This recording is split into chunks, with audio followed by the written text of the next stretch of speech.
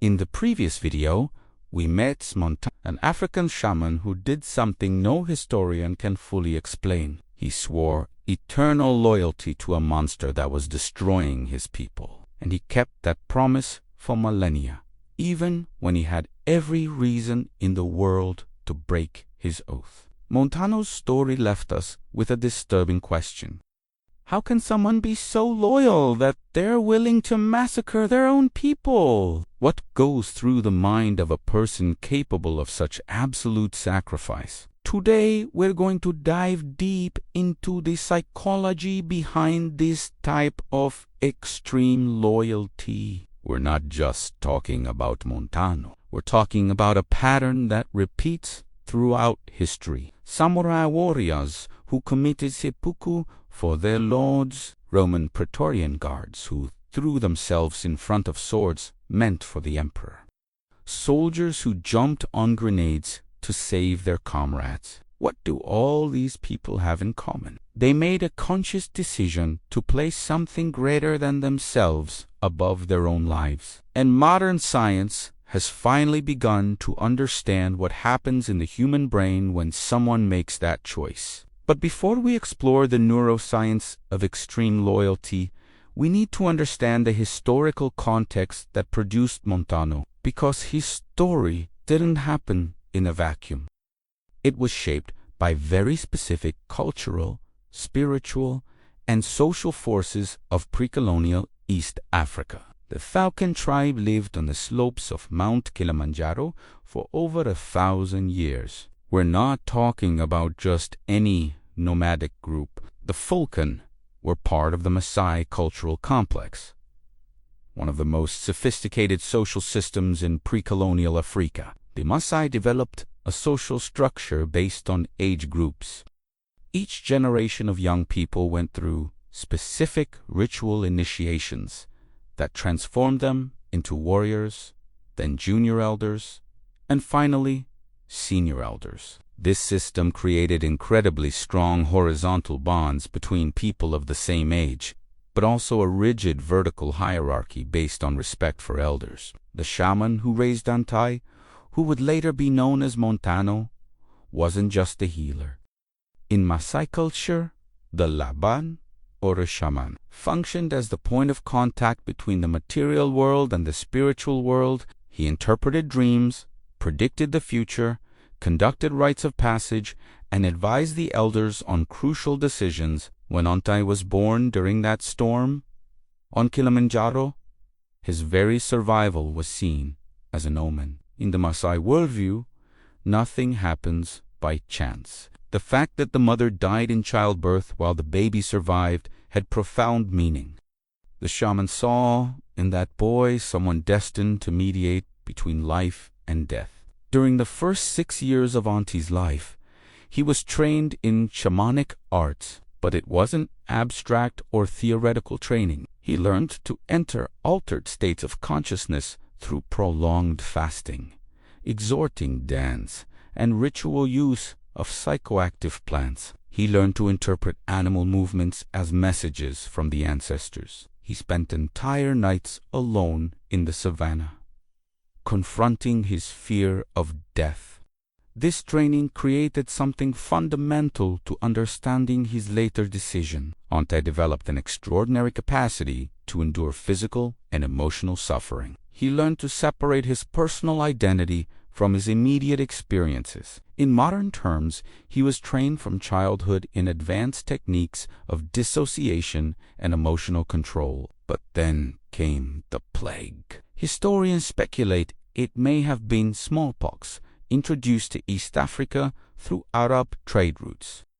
The disease devastated the Falcon tribe. From an estimated population of 300 people, fewer than 100 remained after the epidemic. And then Lasombra appeared, an ancient vampire who had walked the earth for thousands of years. In vampiric mythology, Lasombra was a member of the third generation, a direct grandson of Cain, the first murderer. But to the Falcon tribe, he was simply a malevolent spirit of unimaginable power. The power structure in 10th century East Africa was complex. There were established kingdoms like the Empire of Aksum in Ethiopia. There were sophisticated trade networks connecting the African interior with the Arab world, and there were supernatural forces operating in the shadows, manipulating mortal events. Lasombra wasn't the only vampire in the region. Entire clans of kindred had established domains in Africa, fighting among themselves for territory and influence. But he was especially dangerous because he was conducting an experiment.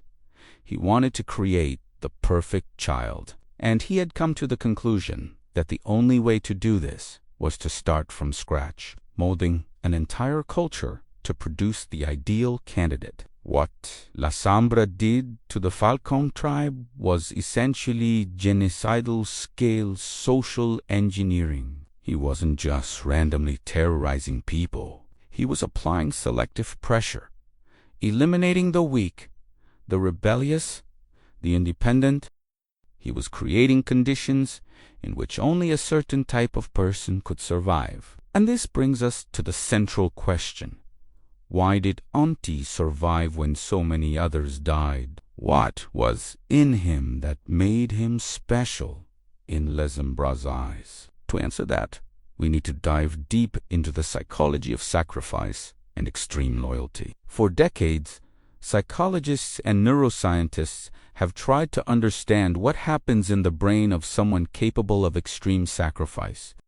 And in the last 20 years, thanks to advances in neuroimaging, we've finally begun to get answers. When you make a profound oath, when you commit your life to something greater than yourself, specific regions of your brain are activated. The first is the ventromedial prefrontal cortex. This region is involved in processing moral values and making decisions based on abstract principles. But here's what's fascinating. Functional magnetic resonance.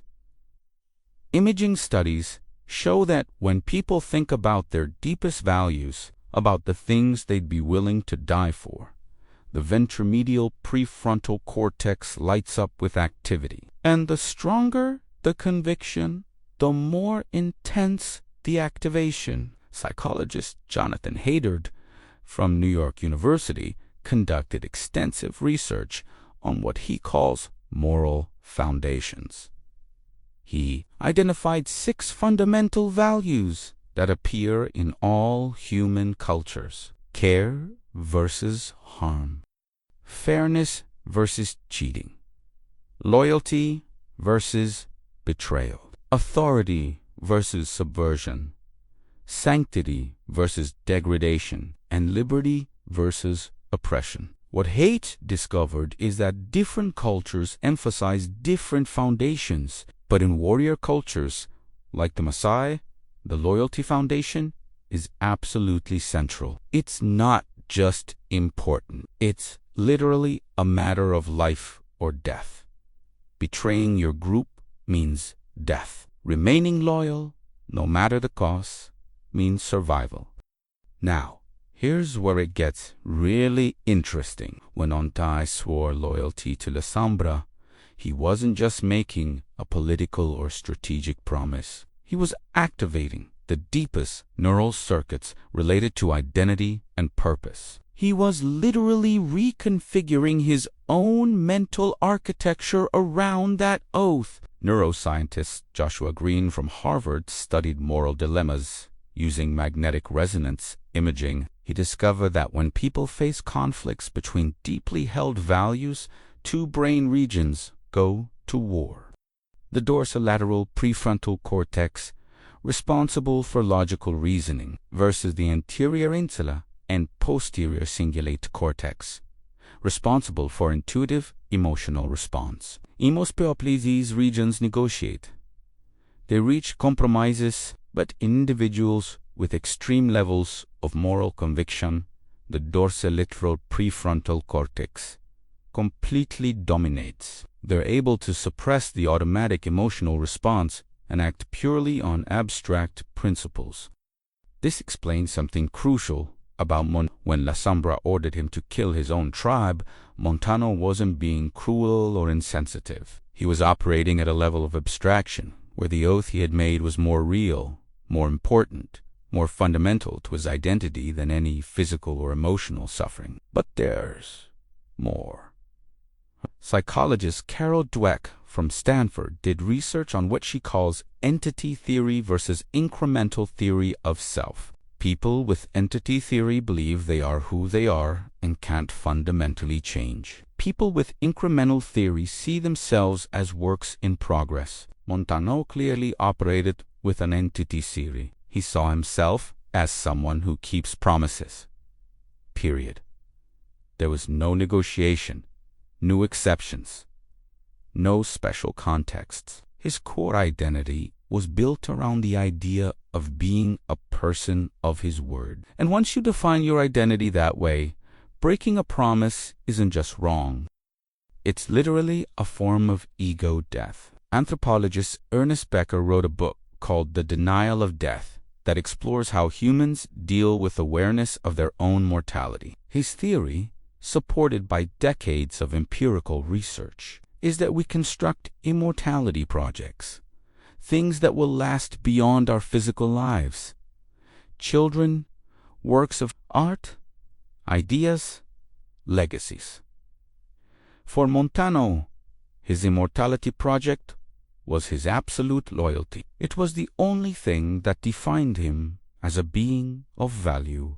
And, ironically, it was that unwavering loyalty that literally granted him immortality when Lasombra transformed him into a vampire. But here's the question that haunts us. Was this loyalty noble or pathological? Was it virtue or madness? To answer that, we need to explore the darker aspects of extreme devotion. History is full of examples of loyalty taken to extremes. And not all of them are pretty. In fact, most are absolutely terrifying. Let's start with the Japanese kamikaze of World War II. More than 3,800 Japanese pilots deliberately crashed their planes into Allied ships. They knew they were going to die. There was no chance of survival, and yet they lined up to volunteer. Psychologist Emiko Nukitirni extensively studied letters and diaries left by kamikaze pilots. What she discovered defies many of our assumptions. Most of these young men weren't in a fanatical trance. They weren't mindless zombies. They had doubts, fears, ambivalence. But they had been raised in a culture where loyalty to the emperor and to Japan was more important than their own individual lives. One 21-year-old pilot wrote in his diary, "I don't want to dive. I have so much I still want to do, but I swore to serve my emperor, and a man without his word is no man at all. So tomorrow I will fly toward the enemy, and my death will have meaning." Compare this to Montano. He also didn't want to kill his tribe. He also had ambivalence.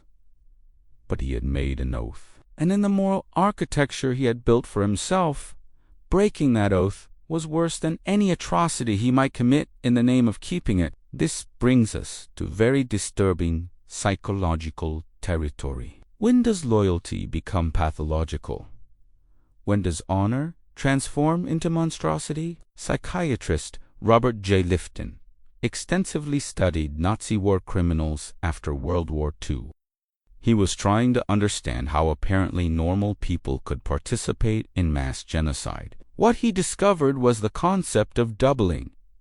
Many Nazis weren't natural sadists. They had constructed two versions of themselves: the loving family self who kissed their children goodnight, and the professional loyal self who sent entire families to gas chambers. And they managed to keep these two identities completely separate through a psychological process called compartmentalization. Did Montano do something similar? Probably yes. When he was with the Falcon tribe as a child, he was Untitled the Shaman apprentice. When he placed himself at Lasombra's disposal, he became Montano, the immortal warrior. to identities, to loyalties. And when they came into conflict, the newer, stronger loyalty won. But here's where Montano's story becomes truly fascinating. Unlike the kamikaze, unlike the Nazis, unlike all other examples of pathological loyalty, Montano never actually executed the order to massacre his tribe. Lasombra stopped him at the last second. Why? Because Lasombra understood something profound about the psychology of loyalty. He realized that forcing Montano to kill his tribe would destroy the very thing that made Montano valuable. His loyalty would no longer be free. It would be contaminated by guilt and trauma. Philosopher Immanuel Kant argued that for an action to be truly moral, it must be done out of principle, not coercion or fear of consequences. Lasombra intuitively understood this Kantian distinction. He wanted Montano to be loyal by free choice, not by compulsion, and this brings us to the central paradox of Montano's story. His loyalty was simultaneously his greatest virtue and his greatest weakness. It was what made him extraordinary, and it was what made him vulnerable to manipulation by a cruel master. Clinical psychologist Martha Stout wrote a book called The Sociopath Next Door about how to identify and deal with manipulative persons. One of the key signs she identifies is the appeal to loyalty. Skilled manipulators constantly test and reinforce their victims' loyalty, gradually increasing the intensity of their demands. Lasombra did exactly this with Montano.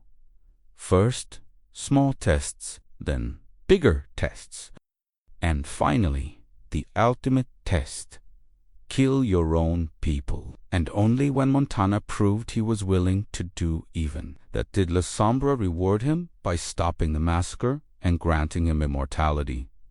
It was manipulative genius. It was sophisticated psychological abuse. It was monstrous. And it was exactly what created the purest loyalty Lasombra had ever encountered. But here's the question that haunts us. Was Montano victim or accomplice? Was he slave or voluntary servant? And is there really a difference when you're dealing with such extreme levels of devotion? Montano's story resonates through the centuries because it touches something universally human: the desire to belong to something greater than ourselves, the yearning for purpose, the willingness to make sacrifices for causes that matter. But it also serves as a warning, because the line between noble loyalty and pathological devotion is dangerously thin, and once you cross it, it may be impossible to return. Today, we see echoes of Montano in surprising places. Special forces soldiers who develop absolute loyalty to their units, cults members who abandon families for charismatic leaders, corporate employees who sacrifice health and relationships for companies that see them as disposable. Social psychologist Robert Cialdini identified 6 principles of persuasion that explained how people are led to extreme commitments: reciprocity, commitment and consistency, social proof, authority, liking, and scarcity. Lasombra used all these principles to create loyalty in Montano. Modern universities study Montano's history as an extreme case of identity formation under coercion. Stanford University has an entire research program dedicated to understanding how individuals maintain moral integrity under extreme pressure. They use Montano's story as one of their primary case studies. What makes Montano especially interesting to researchers is that he never broke. 20 centuries later, he still maintained his original loyalty, even when he had every reason to abandon it. Even when his master was destroyed, even when loyalty no longer had any practical benefit. This suggests something profound about the nature of human identity. Once you build your essence around a principle. Giving up that principle is giving up yourself. It's a kind of psychological suicide. And for some people, staying true to themselves, even when it's painful or destructive, is preferable to betraying their fundamental values. Montano's legacy forces us to ask difficult questions. Should we admire his consistency or be horrified by his inflexibility? Should we see him as a model of integrity or an example of how virtue can become vice when taken to extremes? The answer, as with most profound moral questions, is probably not either or, but both. Montano was simultaneously noble and tragic, admirable and terrifying, an example of the best and worst of what humans are capable of when they commit totally to an ideal. In the end, Montano's story isn't really about vampires or mythology. It's about what it means to be human in its deepest and most disturbing sense. We all make promises. We all commit to people, causes, principles. The question is, how far would you go to keep your word? What would you be willing to sacrifice? Where would you draw the line? Montano drew his line nowhere. He had no line, and that made him extraordinary. It also made him monstrous. And most frighteningly, it made him perfectly manipulable by someone cruel enough to exploit his virtue. The lesson, if there is one, is that even the noblest virtues need boundaries. Loyalty without judgment is blindness. Honor without wisdom is fanaticism. And sacrifice without purpose is just glorified self-destruction. If you're watching this video, you're probably thinking about your own loyalties now. The promises you've made, the people and causes you've committed to, and that's good. We all need to examine these things regularly, but remember Montano. Remember how even the purest devotion can be twisted and exploited, and ask yourself, am I being loyal to something that deserves my loyalty, or am I trapped in a pattern of commitment that no longer serves me? If this video made you think, if it touched something deep, leave a comment sharing your reflections on loyalty and sacrifice. And if you know someone struggling with questions of devotion and commitment, share this video with them. In the next video of our Forgotten Legends series, we'll explore another historical figure whose extreme choices changed the course of history. Subscribe so you don't miss it. And remember, loyalty is a virtue, but even virtues need wisdom to guide them.